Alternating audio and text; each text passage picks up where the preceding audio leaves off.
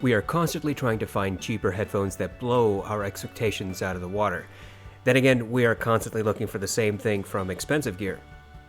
In my opinion, price is a terrible indicator of performance. There's no such thing as a headphone that sounds like a certain amount of money. This is why I love reviewing cheaper or older gear. SoundMAGIC is a Chinese company that makes all sorts of IEMs and headphones. They've been around since about 2005 and cater to the sub-$100 market. One of those products is the Vento P55. This headphone usually sells for about $100 on Amazon, but has recently gone on sale. I purchased the P55 a few months ago. Is this a worthwhile purchase or merely more noise audiophiles need to filter out? SoundMAGIC says that they chose the name Vento because it is Italian for wind. According to SoundMAGIC, the P55 has control over moving air, which is really what all headphones do. Anyway, SoundMAGIC says they worked on the P55 for 2 years. This is the company's first headphone that was completely built in-house.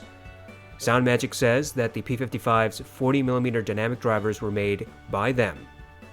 The company says that the P55 has, quote, unrivaled precision and a vastly superior soundstage, end quote. They further claim that the P55 has tight bass response, a detailed mid-range, and precise highs. Supposedly, the P55 has natural vocals and realistic soundstage. SoundMAGIC says that the P55 has reference quality sound in a portable package. SoundMAGIC does not really say what the sound signature is supposed to be. On the one hand, they claim that the P55 has natural presentation while also saying it has reference class performance and also claiming that it is detailed and has precise highs. Whether all of this equates to a headphone that is supposed to be balanced sounding or analytical or neutral is something we will have to figure out ourselves. The P55 is a surprisingly sturdy headphone, particularly for the $70 price tag. The headphone is built around a significant amount of metal, which SoundMAGIC says is stainless steel. The headband is metal, the yokes are metal, and the outside of the ear cups are metal. The ear cup housing, however, is plastic, but this is pretty stiff and tough-looking plastic. The ear pads are on the smaller side. They sit on top of my ears. The ear pad material is pleather, and the padding seems to be fairly shallow foam. The headband padding is also pleather and contains regular foam. Neither the ear pads nor the headband padding is thick, but it seems to be sufficient. The P55 comes in a hardshell case that is specifically designed for it. This is not an off-the-shelf case. The Blonde BL30, for example, ships with a cheap, flimsy generic headphone case. The P55, on the other hand, has one that clearly was made for this headphone alone. The case contains a small pouch with 4 cables. One cable is a standard audio cable. Another is a cable with playback controls and a microphone. Finally, there are 2 adapters, one for phones and one for PCs if you want to use the mic cable with your PC. The cables are decent, but nothing exceptional. Indeed, the cables are both short and tend to get kinks. You will hear microphonics when the cables are rubbed against the surface. As for comfort, the P55 is actually a fairly comfortable headphone for me. The ear pads just barely sit on top and bottom of my ears. The clamping force is a bit on the lighter side, which results in far less ear fatigue than what I feel with other on-ear headphones. Even though both the headband and ear pads have regular foam padding, I found the headphone to be rather easy to wear. I wore it easily for 2 to 3 hours without concern. The P55 also has good passive noise cancellation. With the headphones on, you will notice an immediate decrease in ambient noise. Overall, the P55 is built quite well, especially for the price. The headphone is mostly metal. It does not squeak or rattle when used. Everything appears to be sturdy and well thought out. The cables are a little bit disappointing.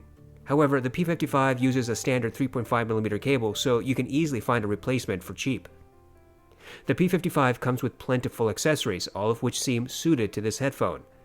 I wish the headphone came with more plush ear pads or even a spare set, but that's really a small gripe considering the price. I found the P55 to be rather comfortable. My ears do get a bit warm after about an hour of use with this headphone, but that's fairly standard. Overall, the P55 has excellent build, very good accessories, and is quite reasonably comfortable. I tested the P55 on numerous sources. I used my Shitmodi 3 and Monolith Liquid Spark stack. I also tested on my RME 80i2 DAC, Matrix Mini I Pro 3, and the FIO M3 Pro DAP. All of these sources are neutral. I listened to my test playlist from Amazon Music HD. I used the stock earpads and cable. The P55 is incredibly easy to drive. I never had to resort to high gain on any source, and the diminutive M3 Pro had no trouble whatsoever getting the P55 to perform at peak. SoundMAGIC says that the P55 has tight bass response. I would say that the P55 has a slight sub-bass roll-off and a mid-bass boost. In Mountains by Hans Zimmer, the P55 presented the sub-bass rumble from the very beginning of the track. The decay was a bit slow, which allowed the rumble to resonate. However, I thought that the sub-bass was just a tiny bit less emphasized than it should be, and it was a bit less obvious than on the neutral Olo S4X. When the crescendo hit at the middle of the song, the P55 allowed the organ to cut through the mix. The rolling thunder effect was audible and it did not distort. Surprisingly, the P55 allowed for instrument separation at this point of the track. There are a lot of instruments vying for attention, and the P55 did not create a muddy or veiled sound. When the backup vocals started, they appeared in the background until they were just slightly ahead of the instruments. In Conquer by Overwork, the P55 recreated the rolling marble effect at the beginning. That sound is supposed to pan from right to left to center, but the P55 kept it dead center. There are multiple drums in this song, and the P55 presented all of them clearly. Each drum strike cut through the other elements in the track. I could easily hear the thwacking of drumsticks as they hit the drum heads. I listened to several hip-hop songs including Pure Water, Nupe Attack, Reel It In, and Uproar. On each occasion, the P55 presented the subwoofer effect clearly. However, it seemed that the subwoofer was at the other end of a medium-sized room. The drums were always louder than the subwoofer. Vocals were easily one step ahead of the instruments and retained their requisite sparkle. I listened to Bim Bam Smash from the Bourne Supremacy soundtrack. This song has numerous drums of various sizes. The P55 rendered all of them. Each had its own unique sound. There was some melding among each drum strike, but no muddiness or distortion. At 1 minute and 15 seconds, there's a pause and then a hard drum strike timed to cars smashing into each other. The P55 recreated this detail perfectly. The drum hit vibrated the ear cups but kept all elements in the song clear. Overall, the P55 has a fairly interesting bass rendition. Sub-bass is marginally rolled off, but not by much. Indeed, on my super bassy songs like from the Sicario soundtrack, the P55 rendered the lowest of the low. Mid-bass has an audible emphasis, though not basshead level, I think. Drums tend to appear louder than other elements, but do not drown out vocals or other instruments. At louder volumes, the ear cups will vibrate without resulting distortion. SoundMAGIC says that the mid-range is detailed and that vocals sound natural. I would say that the mids are a bit forward and there is a noticeable emphasis in vocal sibilance. In Orla Gartland's song Why Am I Like This, there is natural grain and sibilance mixed into the song. The P55 presented both details but clearly elevated the sibilance. Compared to the more neutral Aventone Planar, the P55's rendition of sibilance was several decibels higher. Compared to the slightly sibilant S4X, the P55 was a few decibels more sibilant. In short, the P55 was not quite painful for me, but it was getting fairly close. All instruments appeared to have correct timbre, but the drums were louder than the other instruments. Vocals remained 1 to 2 steps ahead in the mix. When the backup vocalist started singing near the end of the song, she was absolutely clear and remained a step behind Orla's voice and stayed only in the right ear cup. In Want You Back by Haim, the P55 again demonstrated that it accentuates sibilance. This was just shy of my personal pain threshold. At 8 seconds into the song, the primary vocalist says the word "we" and drags it out, making it sound gravelly. The P55 recreated this detail, but it was a little bit muted. In fact, because of the vocalist sibilance, gravelly detail was just a little bit recessed in this song. The two backup vocalists were abundantly clear from their individual tonalities when they first appeared. When all the instruments played at maximum, all three vocals remained clear, and if I concentrated, I could differentiate among all of them. The drums, guitar, piano, and bass all sounded like they had accurate timbre. Drums, however, tended to be a little louder in the mix. In superposition by Young the Giant, the P55 presented the ukulele, drums, and bass with accurate tonalities. The drums were just a bit louder in the mix and the bass slightly recessed in comparison. The primary male vocalist sounded fairly neutral. His sibilance seemed about accurate, if just very slightly accentuated. There is a backup vocalist in this track, and his voice is layered underneath. The P55, as with many other headphones, was not able to present that detail. Between 1 minute and 10 and 1 minute and 20 seconds in the song, there are supposed to be sharp intakes of breaths. The P55 perfectly rendered this detail. Overall, the meze response is not smooth. Female sibilance is noticeably emphasized. If you are sensitive to this, the P55 is absolutely not the headphone for you. On the other hand, sibilance in male vocals is only slightly emphasized. The mids are clear. Instruments tended to meld their notes only marginally, and it never appeared as if any particular instrument was lost in the mix. Vocals are pushed forward and easy to find in a recording. SoundMAGIC says that the P55 has precise highs. I don't know exactly what they mean by this. However, I think that the P55's treble is slightly elevated and clear. In Scherzo for X-Wings, the P55 let the brass and horns cut through the mix like hot knife through butter. Each had a bit more energy than what I heard on the neutral Aventone planar, but the rendition was very close to what I heard on the audeze 4X. The brass and horns had their nasally sound signatures. The timpani was audible but not emphasized. I could hear the various group sets but not individual instruments. The P55 presented a typical stereo left and right sound. I never got the impression that instruments were above, below, or behind me.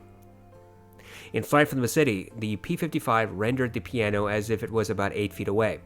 The bassier notes were well controlled and did not distort. I could easily hear the pops and sizzles and electric buzzing effects that are at the bottom layer of this track. The cello was fairly smooth and only very slightly melded with the piano. I could hear the creaking of wood on the pianist's bench and the shifting of the cello. In Take 5 by the Dave Brubeck Quartet, the P55 rendered the piano in the right, the drums in the left, the saxophone in the center, and the bass layered underneath. Every instrument was easily audible even when they all played at maximum. There was no muddiness. The saxophone sounded like it had correct timbre and it retained its nasally sound. I believe the saxophone was a bit emphasized, especially when compared to the Aventone planar, but the emphasis was not dramatic. I could hear the different tonalities as the cymbals were hit at different positions by the drumstick. Overall, the P55 seems to have a marginal treble emphasis. It isn't significant and never harsh. Indeed, this is the type of treble that some might call exciting without being fatiguing. Moreover, the treble region is generally clear. SoundMAGIC says that the P55 has a, quote, highly detailed and accurate sound, end quote. I would say that the P55 does in fact have above average detail and clarity. I never encountered any detail that seemed muffled or lost. Whether it was sharp intakes of breaths, plucking of guitar strings, pops and sizzles, electric buzzing, creaking of wood, the P55 always rendered details. This is not to say that the P55 is a detail monster. It isn't. The headphone will present obvious details and many subtle ones, but it is not an analytical headphone. This is not the HD800S, Focal Clear, or Austrian Audio HiX55. But the P55 does produce detail that is beyond what you would hear from the typical audiophile headphone, such as the HD6XX. For a more quantitative test, I used the song New Light by Kazuki. This song has layers of details, including the sound of wind, rustling of grass, children playing, synth, piano, and footsteps. I count the number of footsteps I could hear in the first 60 seconds. The HD800S presents 22 footsteps. The Focal Clear presents 18 footsteps. The Austrian Audio HiX55 presents 16 footsteps. The audeze LCD1 and Sennheiser HD6XX each presents 7 footsteps. The Neumann NDH20 presents 5 to 6 footsteps. The hifi Sundara presents 11 footsteps. The P55 presents 9 footsteps. This test was consistent with what I heard on my other listening experiences. The P55 does provide more clarity and resolution than some popular headphones like the LCD1 and the HD6XX. However, the P55 is not going to provide you an overabundance of details. SoundMAGIC says that the P55 has realistic soundstage. I'm not sure what this is supposed to mean, but I would say that the P55 has about average soundstage. In my spectrum of soundstage, I put the HD6XX and LCD1 down as average. This is where I start from. This is the standard. A lot of people have the HD6XX, and I'm hopeful that they can relate to the soundstage descriptions that I provide because of this. While the HD6XX and LCD1 have average soundstage, the NDH20 has below average soundstage. The audeze Mobius and every Beats headphone I've heard has claustrophobic soundstage. The hifi Mansundara, Aventone Planar, and Hi-X55 have above average soundstage. The hifi Mindiva has wide soundstage. The HD800S has super wide soundstage. I would place the P55 along the HD6XX and LCD1.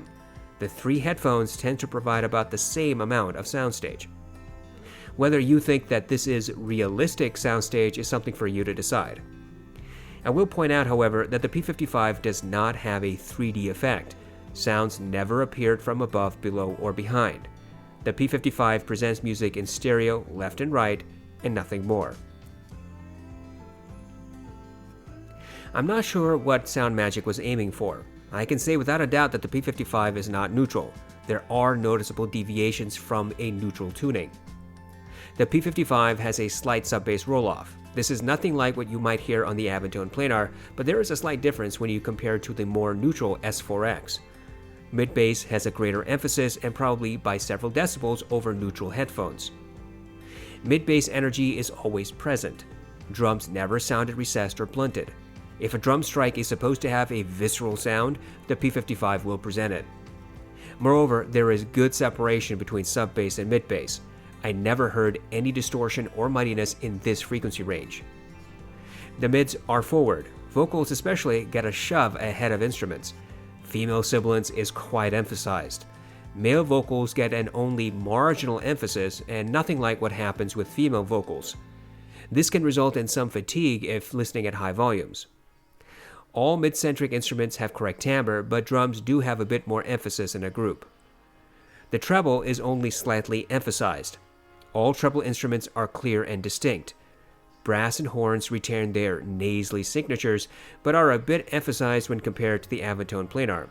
However, this emphasis is similar to what I hear on the Alo S4X. Treble is never harsh on the P55. The P55 has above average detail retrieval and about average soundstage. Overall, I would say that if you do not like sibilance, avoid this headphone. Its sibilance presentation reminds me of the HD560S, which I found to be overly sibilant and harsh. The P55 is almost to that level. I would say that the P55 has a lazy W-shaped signature. Mid-bass is emphasized, mids are slightly pushed forward, as is the treble. Would this result in exciting sound? Sure, you could say that. But it is not accurate or neutral. If that is what you're looking for, then the P55 will not deliver. However, this headphone does render clear, hard-hitting bass, clear vocals, and clear and energetic treble. We should try to put the P55 into context. Currently, this headphone is selling for about $70, but the normal price is around $100. There are not many sub-$100 headphones that are worth reviewing, so I tried to get a more eclectic group to compare. I compared the P55 against the Koss Porta-Pro, Sifka Phoenix, and hifi Mansundara. These are among the best-known headphones among audiophiles, and it made sense to use them here. I used the RME ADI2 DAC as my source. I played my test playlist from Amazon Music HD. I used stock cables and earpads. I plugged each headphone into a passive AB switch. I tried to volume match. The Porta-Pro is a vastly different beast from the P55. The two headphones sound nothing alike. The Porta-Pro has less detail, more veiled bass compared to the P55. There is noticeably greater sub-bass and mid-bass melding on the Porta-Pro. Moreover, there is greater bass bleed into the mids on the Porta-Pro. This results in vocals and mid-centric instruments having slightly longer decay and sounding overall more full on the Porta-Pro. The Porta-Pro does not have the sibilance push that the P55 has. Treble seems to be somewhat similar to what I heard on the P55, but perhaps closer to neutral. Mid-bass impact is harder and clearer on the P55. Vocals stand out more and are, again, clearer on the P55. The P55 also has greater detail retrieval. However, both headphones are about average in Soundstage. The Sitka Phoenix has greater sub-bass emphasis than the P55. The Phoenix has about as much mid-bass emphasis as the P55 and maybe just a bit more. The P55, however, does have greater separation between sub-bass and mid-bass. Decay is slightly longer on the P55.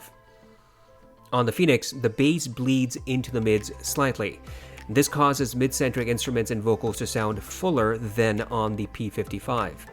Sibilance on the Phoenix is very similar to what I heard on the P55, and I would say that they are practically the same. Vocals sound further away on the P55 and appear more intimate on the Phoenix. Vocal grain is also noticeably greater on the P55. All instruments appear to have correct timbre on both headphones. Treble on the Phoenix is closer to neutral than what I heard on the P55. Indeed, the P55 made treble instruments sound a bit more peaky, more energetic than the Phoenix. Separation of instruments was greater on the P55, but instruments tended to sound more full on the Phoenix. The Phoenix is not as clear as the P55. However, the two headphones tend to exhibit about the same amount of detail. The only difference is that the Phoenix's detail might be a little bit harder to hear. Soundstage is about the same on both headphones. The Sundara has a very different sound signature from the P55 as well. The Sundara's sub-bass is noticeably rolled off and more than what I hear on the P55. Decay is longer on the P55. Separation of sub-bass and mid-bass is very close, but I think I would give the edge to the Sundara. Mid-bass impact is harder on the P55. In fact, mid-bass sounds more full, more energetic on the P55. Drums have longer reverberation and the visceral thwacking along with it. The Sundara also provides sharp drum strikes, but the reverberation is far shorter, resulting in less powerful impact. The Sundara has more neutral mids than the P55. The Sundara does have sibilant vocals, but not nearly as much as what I hear on the P55. Vocal grain is closer to neutral on the Sundara. Vocals sound a bit closer on the Sundara, whereas the P55 makes them sound further back and a bit more separated from instruments. All instruments have the same timbre on both headphones. Treble is closer to neutral on the Sundara than on the P55. As I've mentioned before, the P55 has an emphasis to brass and horns. The Sundara also has a slight emphasis, but not like the P55. The P55 is a bit clearer in the treble region, and there seems to be more instrument separation on the P55. Detail retrieval is similar between these headphones. Soundstage is greater on the Sundara. Overall, the P55 is not like any of the three headphones I tested against it. This is a good thing. Now you have another viable choice, something that sounds different from the other popular stuff. I know people tend to compare headphones to the HD6XX and the Sundara. That is because both of these headphones have good performance. However, keep in mind that both of these headphones have their own sound signatures, and those who love either love those sound signatures. You may not. Consequently, I would urge you to consider each of the headphones I tested here as their own particular spin on sound. You may not like any of them, or you may have a preference for one over the others. There are plenty of sub-$100 headphones on Amazon. Most look like garbage, and some can be surprisingly good.